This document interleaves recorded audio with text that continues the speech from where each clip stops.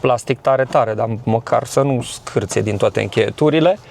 Iarăși nu-mi place pedala de frână, mi se pare că e jalnic, să zic așa, adică e făcut dintr-un plastic care scârție din toate încheieturile și în momentul când îl atașezi aici și se întrerupea mereu Apple CarPlay-ul, trebuia mereu să-i băgăm firul, să-l scoatem, Mi-amintesc de jocul Terminator, rezoluție VGA. Noi vrem să mergem cu Duster-ul în toate țările din Europa sau...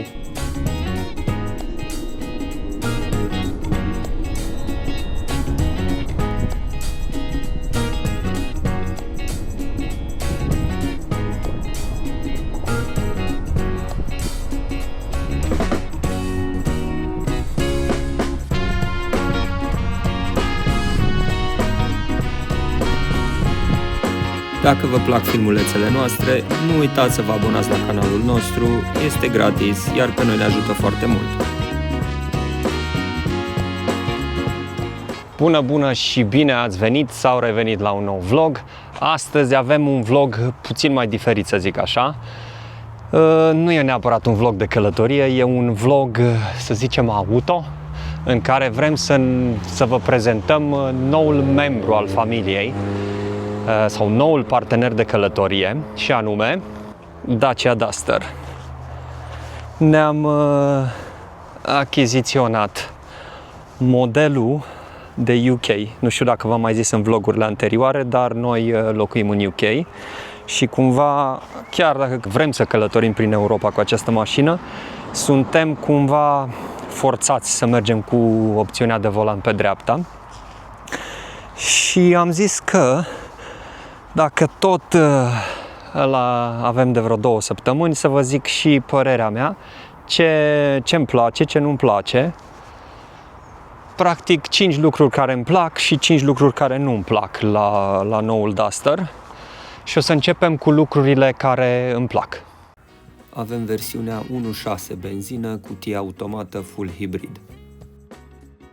Aș începe cu cel mai important dintre toate și anume designul. Este un design mult mai modern, mult mai frumos față de modelul precedent și acum am putea spune că ți-ai dori această mașină nu doar că este accesibilă la preț, ci și după felul cum arată. Chiar arată super bine. Și mergem în interior. Al doilea lucru, de fapt, care îmi place tableta asta, îmi place că e poziționată spre șofer și e destul de mare, aș zice, cred că are 10 inch, 10,1 inch și vezi foarte bine în ea. Așa, îmi mai place faptul că volanul se poate regla pe adâncime, nu doar pe înălțime, ci și pe adâncime. Îmi place designul la scaune, designul, tapiseria și designul, chiar și designul de la scaune.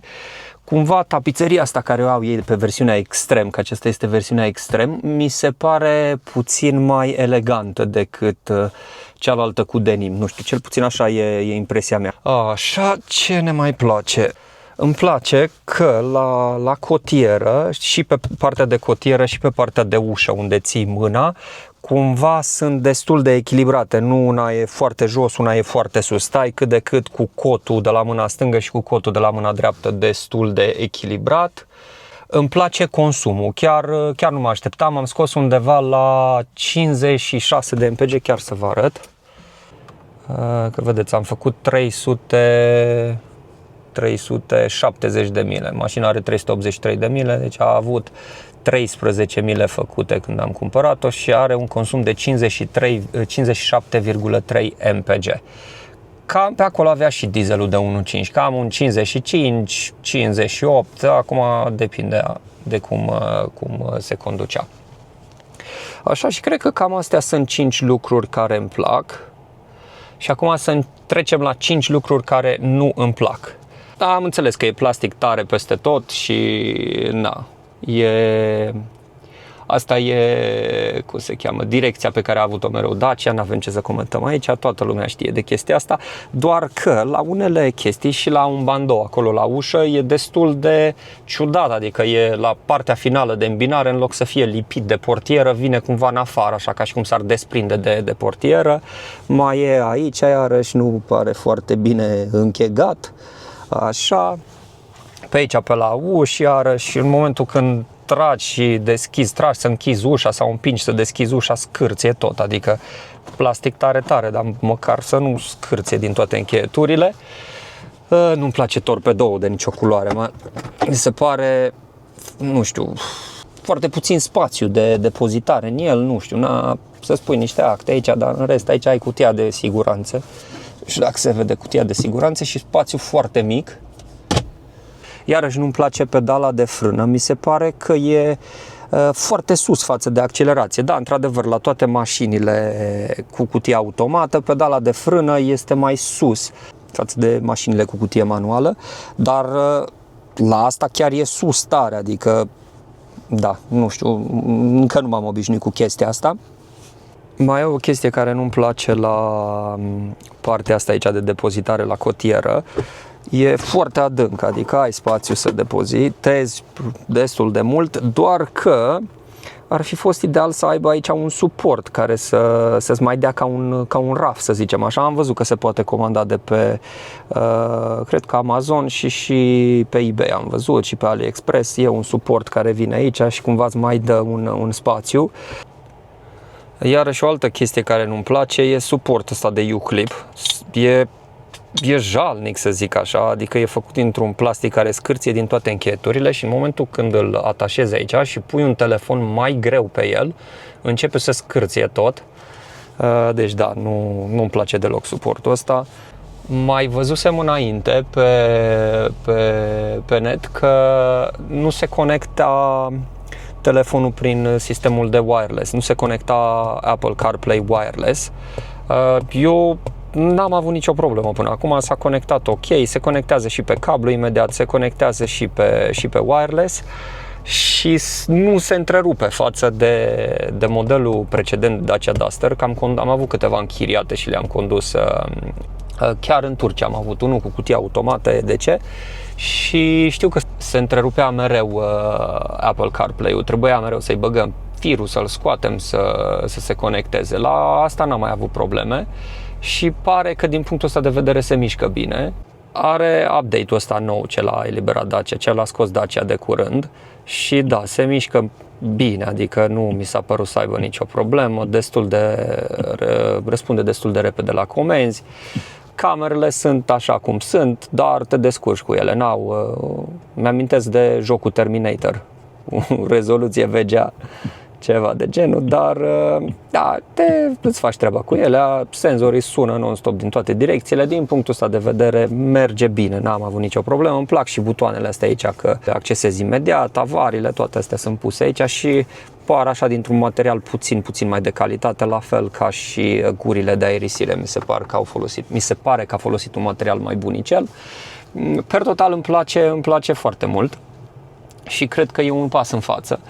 Noi vrem să mergem cu Duster-ul în toate țările din Europa sau cât mai multe țări din Europa și vrem să ne achiziționăm și pachetul Sleep Pack, cred că se numește, de la Dacia. E acea cutie care, nu știu dacă ați mai văzut-o, vine în spate, are o saltea modulară și se face pat, practic, sau când nu o folosești, se închide salteaua și poți să folosești, să-l ții în portbagaj sau să-l dai jos, cred că are vreo 50 de kg și să-l ții în garaj sau unde e spațiu de depozitare. Da, vrem să ne luăm și noi opțiunea de Sleep Pack și așa să mergem în cât mai multe campinguri din Europa și să vedem și noi cum e, că n-am fost niciodată într-un camping.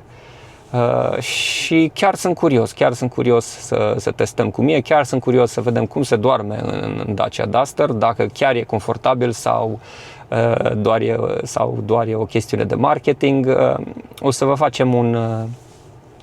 vă ținem la curent și cu partea de dormit și așa, dar până una alta cam astea sunt lucrurile care îmi plac pe moment și care nu-mi plac. La partea de condus, de mers, de rulaj pe stradă, îmi place noua suspensie. Chiar dacă simți gropile puțin mai mult decât cu cealaltă, bine, și jantele sunt pe 18, aici probabil și alea contează, se simte că e suspensia un pic mai tare și nu se mai bălângă așa mașina în curbe, nu mai are același ruliu.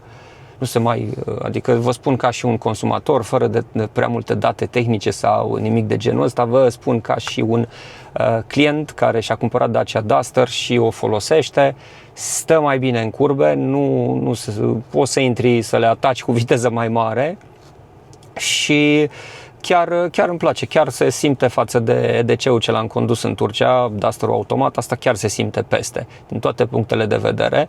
Mai face ea câte, nu-mi dau seama dacă e să încarce bateria sau nu, dar se mai turează așa în gol fără niciun motiv, schimbă târziu, ai impresia că schimbă târziu vitezele, dar da, la consum e ok, cum v-am zis, 57 de MPG.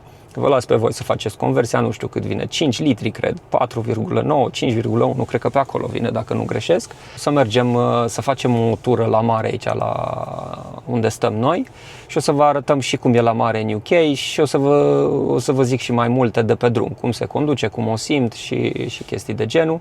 Dar per total îmi place mașina și dacă mai găsesc lucruri care nu-mi plac sau am probleme, evident o să le împărtășesc cu voi.